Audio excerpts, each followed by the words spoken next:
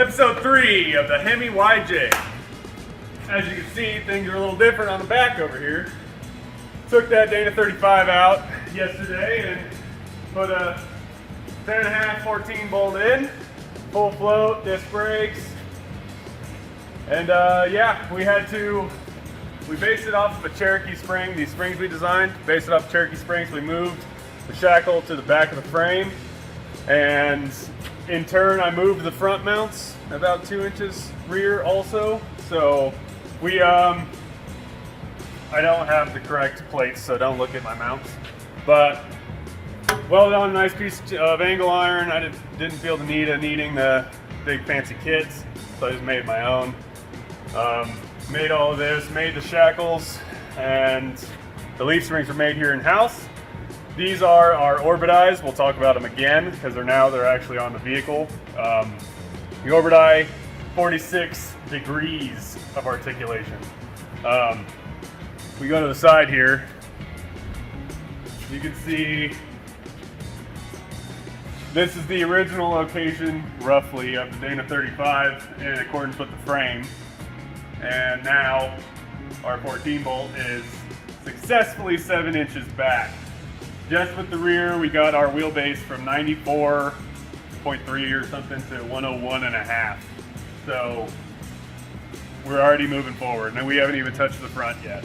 So yeah.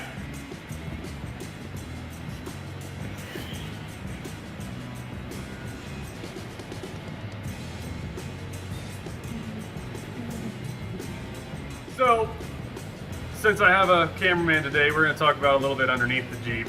But first, we're going to start with our merch. We're actually starting merch slowly but surely. This is our first product, our new logo on our Alcan spring hats. They are $25 a piece. Order them when you order a set of springs, or call in and you order a hat. So, anyways. Underneath the Jeep, as you can see above me, my fuel system is in. It's based off of an LS swap, normal Corvette regulator, MSD pump. Yeah, since the Gen 3 Hemi needs 59 PSI fuel pressure, that was the best thing. It's protected here. I might build a little skid plate to cover this. Never know. Fuel cells up top.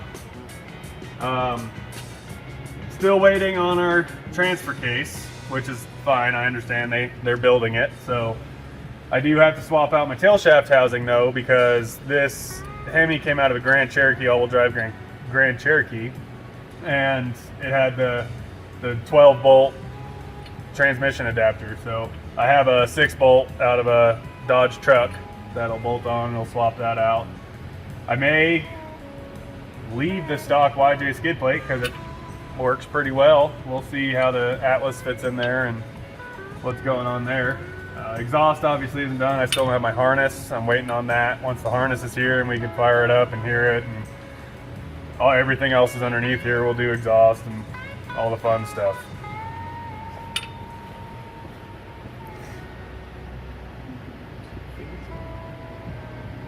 All right, Dana 30 is still in the front of this thing. I know. Since we are doing a Ford Dana 60, we have to move the springs outboard.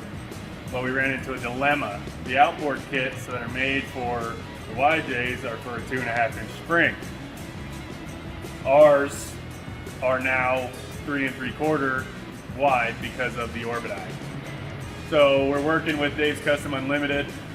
He's gonna draw something up and make us a kit specifically for this vehicle for Orbit-Eyes. So that may be something that could be available in the future.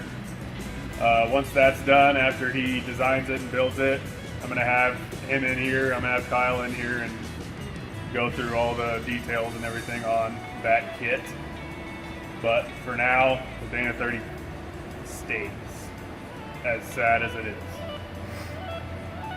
So, we're testing my welds at the moment because my spring perches are only tacked on, but it's a good show of what the Orbit-Eye actually does here.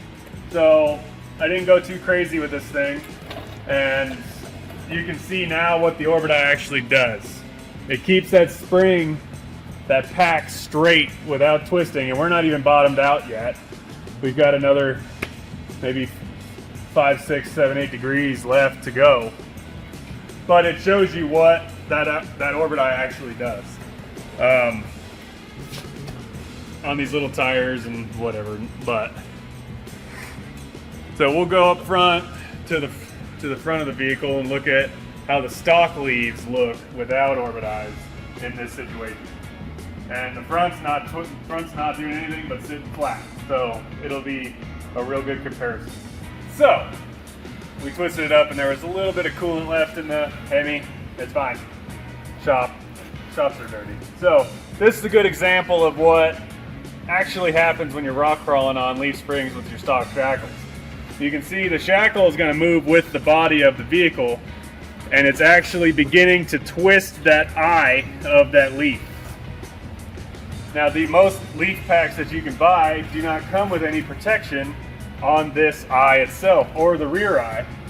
So I've fallen victim, as the last video you saw, that I did break my main in the back, and this is probably why. So not only do the Orbit Eyes give you the opportunity to not bend your eyes like this, but it protects everything else and allows it to move freer. So it's going to be intense when the front's done and it doesn't have little baby burnout tires on it. But this is a good show of what they can do.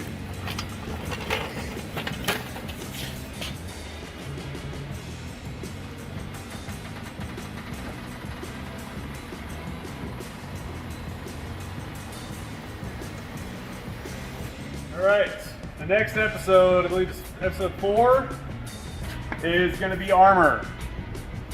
I ordered all the armor from Dave's Custom Unlimited. So we're getting the whole rear back half, top cut armor. That'll come all the way up. Then we're going to have both sides from Dave's Custom as well as door skins. So I'm going to build tube doors so that when we put our door skins on, we can put our wrap on it. It'll look good. And he's going to drop that off hopefully tomorrow. And in the meantime, while I'm putting that on, he can design our front outboard swap, and we'll keep her moving. Thanks for tuning in to Alcan Off-Road for episode 3 of the Hemi YJ. But we also want to remind everybody to visit our website, alcanspring.com, for any leaf spring need. Any leaf spring need. We can make anything right here in-house, from a Suzuki Samurai to a Chevy K20 and bigger. That's just what we have sitting here. So keep us in mind, hit up our website, remember our merch. Any spring, we can make it.